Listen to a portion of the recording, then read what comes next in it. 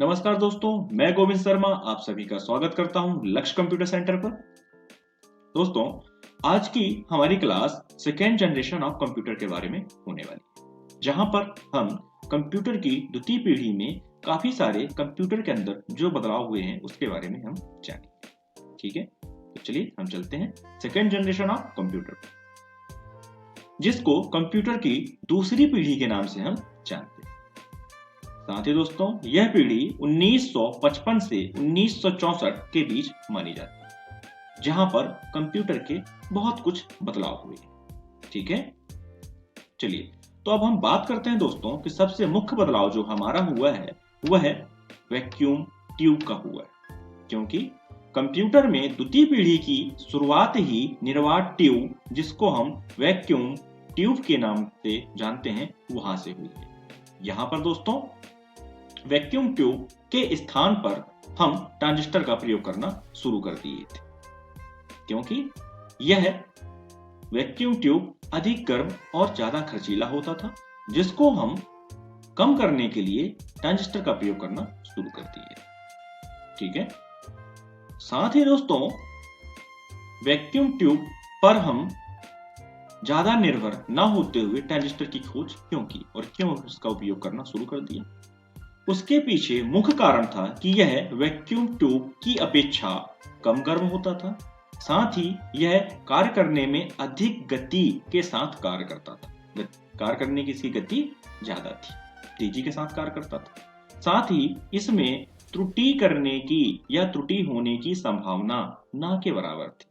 इतना ही नहीं दोस्तों, यह बिजली की खपत भी कम करता था, जिससे यह कम खर्चीला था। एक तरफ देखा जाए कि वैक्यूम ट्यूब के उपयोग में हमको बहुत ज्यादा खर्च करना पड़ता था, बहुत ज्यादा पैसा इन्वेस्ट होता था। उसी खर्च को कम करने के लिए हमारे वैज्ञानिकों ने ट्रांजिस्टर का उपयोग किया, ट्रांजिस्टर की खोज की। तो एक तरफ देखा जाए कि जहां पर वैक्यूम ट्यूब के लिए हमको कई गुना पैसा खर्च करना पड़ता था, ठीक उसी पैसे को कम करने के लिए हमने ट्रांजिस्टर का प्रयोग करना शुरू कर दिया। एक तो यहाँ खर्च भी कम हो गया, दूसरी बात दोस्तों कि यह कार्य करने में वैक्यूम ट्यूब की अपेक्षा अधिक तेजी से कार्य करता था, और साथ ही यह त्रुटि भी कम हो गई। यह मुख्य बदलाव था जो हमने सेकेंड जनरेशन ऑफ कंप्यूटर में किया। साथ ही दोस्तों ट्रांजिस्टर का आविष्कार सन 1947 में किया गया, जिसका निर्माण का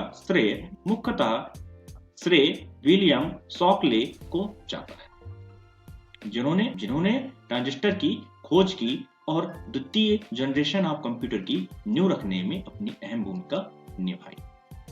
अब बात करते हैं दोस्तों इस पीढ़ी के कंप्यूटर को उच्च स्तरीय असेंबली भाषा, जिसको हम हाई लेवल असेंबली लैंग्वेज कहते हैं, इसमें तैयार करना शुरू हो गया था। जहां एक तरफ हम फर्स्ट जनरेशन ऑफ कंप्यूटर अर्थात कंप्यूटर की प्रथम पीढ़ी पर लो लेवल लैंग्वेज पर हम प्रोग्रामिंग को रन करते थे, जो बहुत ही ज्यादा कठिन होती थी। तो वहां पर भी हमने लो लेवल लैंग्वेज का उपयोग ना करते हुए सेकेंड जनरेशन ऑफ कंप्यूटर पर हमने हाई लेवल असेंबली लैंग्वेज का प्रयोग करना शुरू कर दिया, जिस तौर पर प्रोग्राम लिखने के लिए हम निमानिक्स का प्रयोग कोडिंग के लिए किया जाता था। यह भाषा बहुत ही सरल होती थी, जिसको याद करना भी बहुत ही आसान होता था।